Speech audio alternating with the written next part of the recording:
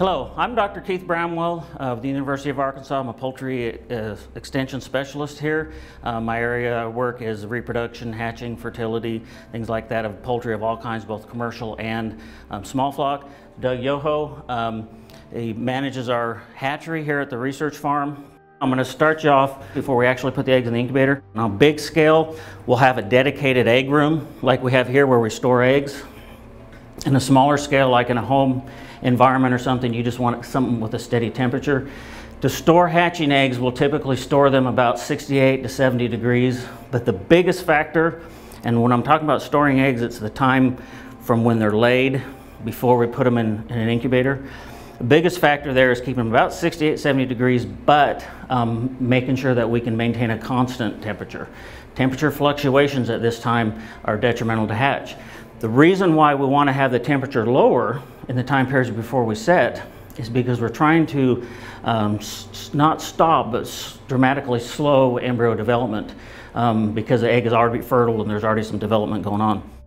The embryos are live embryos. They were fertilized a day before the egg was laid. We're kind of have the embryos here stored until we get them into a hatching situation.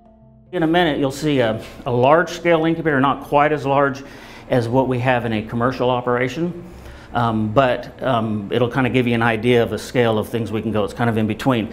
This is more likely what you'll use in a very small scale operation. Typically we want to turn eggs at least 5 times a day. I think this probably turns them about every hour. It just depends on the machine and the different type of incubator you have. You can use something like this. These work. There's an art to it. Takes a little bit of effort sometimes because there's no fan to circulate air, so we don't have necessarily a constant temperature.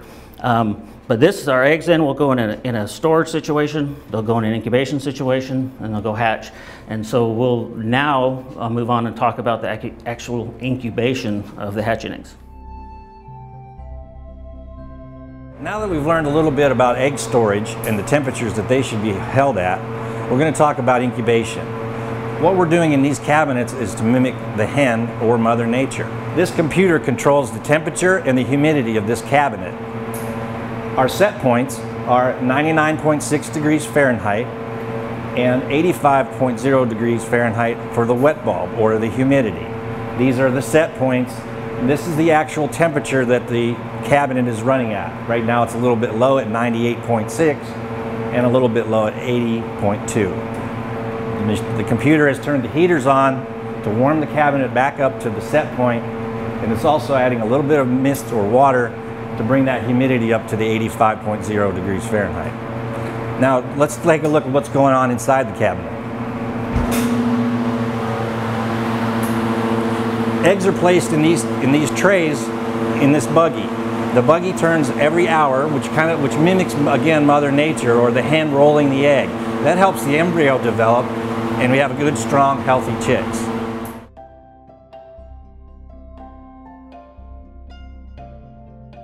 After we've stored the eggs until we've accumulated the number of eggs we want and then put them in the setter for 18 days, we typically will move them at 18 or 19 days to a separate hatcher. The reason why we like to move them to a hatcher is it allows us to control the temperature and humidity a little bit differently. We also move them from the turning racks like you saw in the setting machine into an open basket, and in that open basket the eggs are allowed just to roll around freely as they start the pipping process and start to hatch. They should be hatched out 21 days, which is 504 hours.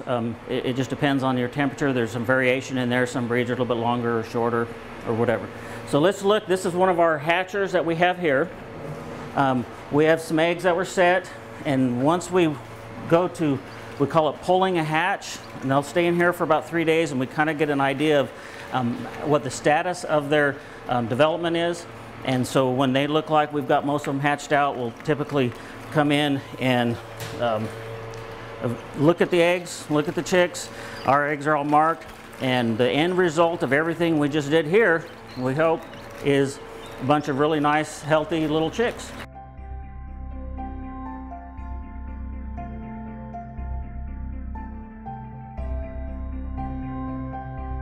When we pull a hatch like this and get all our chicks out of the hatcher, You know, typically want to count the chicks. We want to look at them. We want to examine to make sure they've got healed navels. If they've got open navels where the yolk was withdrawn into them, that can cause some infection when the chicks get put on the ground and in their house. The other thing we want to do is we always are going to have some unhatched eggs.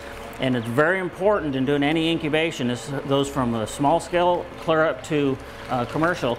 We want to break open all the unhatched eggs and examine the inside contents to see if they were infertile, or if we have an embryo that died early, or if the embryo died late, because we can really tell a lot about our incubation process and how we did based upon what the unhatched eggs look like. It kind of tells a story about what happened, and then we can do a little bit of troubleshooting to help our process and improve our final results.